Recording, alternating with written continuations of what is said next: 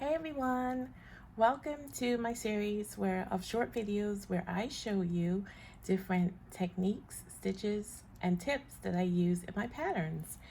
So in this video, we're going to talk about the slip stitch place bead. This is a bead placing stitch, as you might have guessed, and what it does.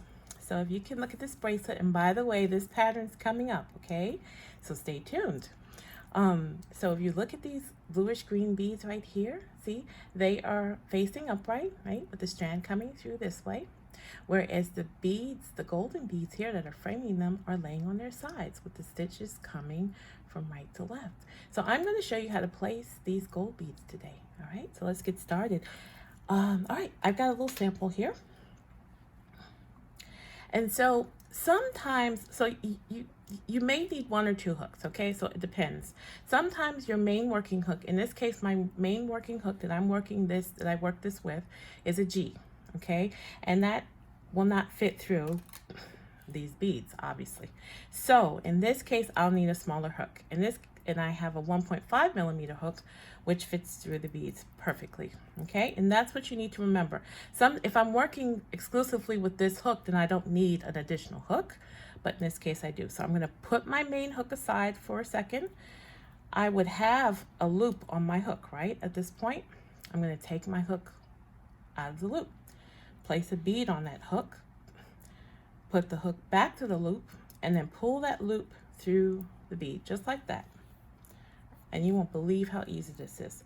All I do is find the next stitch, insert from front to back, yarn over, pull up a loop, and then continue to pull that loop through the loop on the hook. That's it. It's that simple.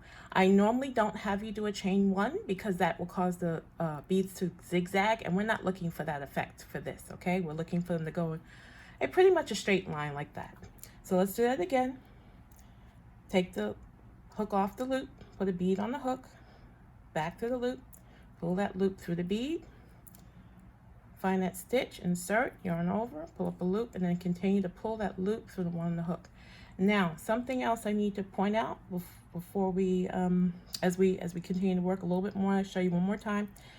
Since I'm using a smaller hook, the stitches that I made with that G hook are going to be bigger, right, than stitches I make with this small hook. So you have to make sure, if you're going to stay with this little hook and not swap back and forth, that you extend the loops enough to cover the length of the bigger stitches, okay?